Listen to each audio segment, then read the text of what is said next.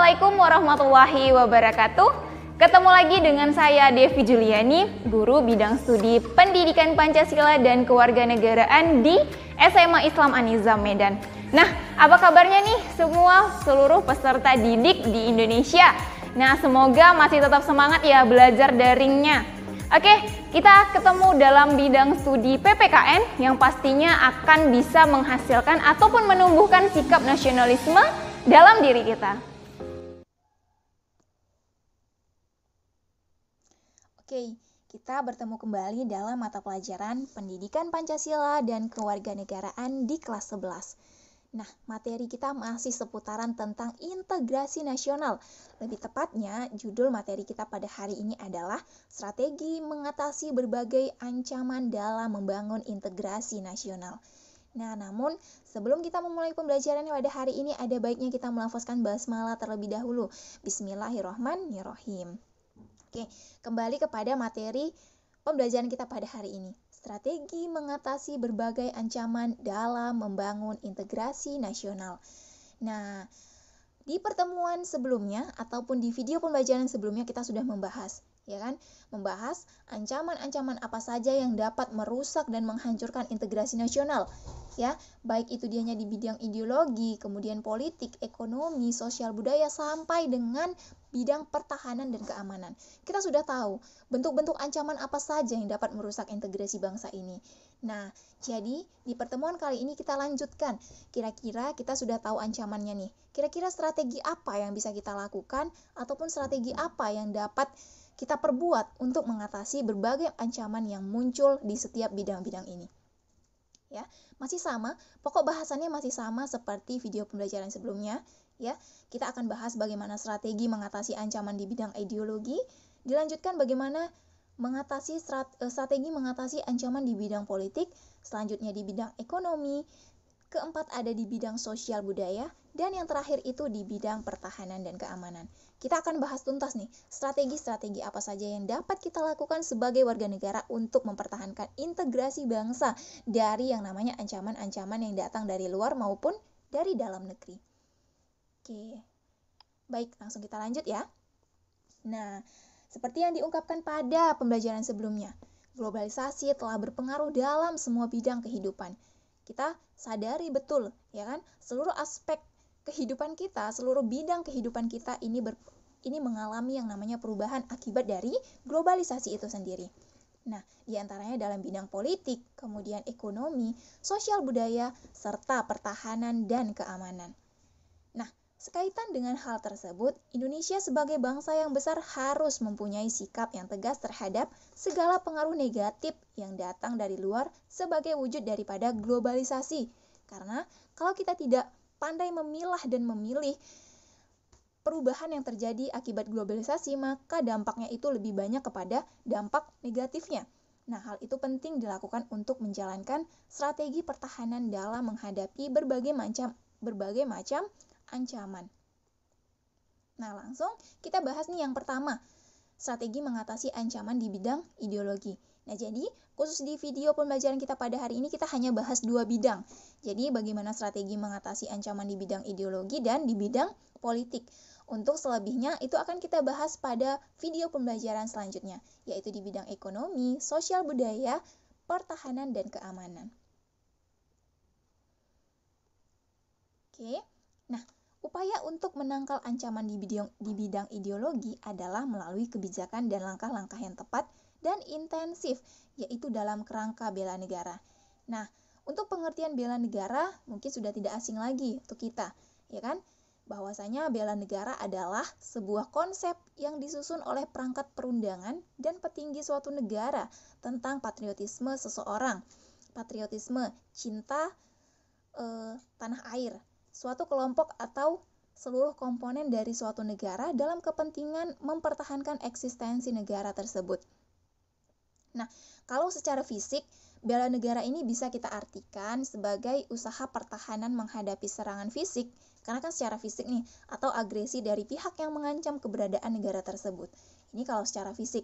Sedangkan secara non-fisik kita bisa mengartikan sebagai upaya untuk serta berperan aktif dalam memajukan bangsa dan negara, baik melalui pendidikan, moral, sosial, maupun peningkatan kesejahteraan orang-orang yang menyusun bangsa tersebut. Nah, ini masih erat kaitannya dengan upaya ataupun strategi yang bisa kita lakukan dalam mengatasi ancaman di bidang ideologi, tapi mungkin dia lebih ranahnya kepada non-fisik. Karena kalau fisik itu lebih kepada serangan gitu ya kan, peperangan, agresi. Nah, kalau non-fisik ini ya bisa dengan ikut serta memajukan bangsa. Itu. Nah, kemudian next, bangsa Indonesia harus mampu nih menunjukkan eksistensinya sebagai negara yang kuat dan mandiri. Namun, tidak meninggalkan kemitraan dan kerjasama dengan negara-negara lain dalam hubungan yang seimbang. Jadi, walaupun kita harus nih menunjukkan eksistensi sebagai negara yang kuat dan mandiri, tapi bukan berarti kita memutuskan hubungan dengan negara-negara lain, karena kita juga tidak bisa hidup tanpa kerjasama dari negara lain gitu. Bisa, namun hanya saja akan ada beberapa aspek ataupun beberapa bidang yang terganggu ketika hubungan kita dengan negara lain itu terputus. Jadi harus tetap ada yang namanya kerjasama dengan negara lain. Nah, strategi dalam mengatasi ancaman di bidang ideologi, kita kembali kepada materi ya. Ini bisa dengan menjadikan Pancasila sebagai nilai-nilai yang hidup di dalam masyarakat atau sebagai living ideologi. Nah, Pancasila sebagai dasar dalam penyelenggaraan negara dan dalam hidup bermasyarakat, berbangsa, dan bernegara. Nah, sederhananya kita bisa mengaplikasikan nilai-nilai Pancasila ataupun nilai-nilai yang terkandung dalam butir-butir Pancasila dalam kehidupan sehari-hari kita, baik itu dalam kehidupan bermasyarakat, berbangsa, maupun bernegara. Nah, dengan apa tadi? Dengan menerapkan nilai-nilai yang terkandung dalam butir-butir Pancasila. Nah, inilah yang bisa kita lakukan dalam mengatasi ancaman di bidang ideologi. Kemudian untuk di bidang politik seperti apa? Nah, untuk di bidang politik, jadi kita tahu bahwa Indonesia sebagai negara yang menganut paham demokrasi Pancasila harus mampu menumbuhkan pemerintahan yang kuat, mandiri, dan tahan uji, serta mampu mengelola konflik kepentingan. Nah, tidak dipungkiri bahwasanya kita sering mengalami yang namanya konflik kepentingan, ya kan? Baik itu konflik kepentingan yang ada di dalam negeri maupun dengan luar negeri, dengan negara-negara lain, gitu. Nah, maka kita harus mampu yang namanya menunjukkan ataupun mengelola konflik kepentingan ini. Nah, konflik kepentingan ini dapat menghancurkan persatuan dan kesatuan bangsa Indonesia yang pluralistik.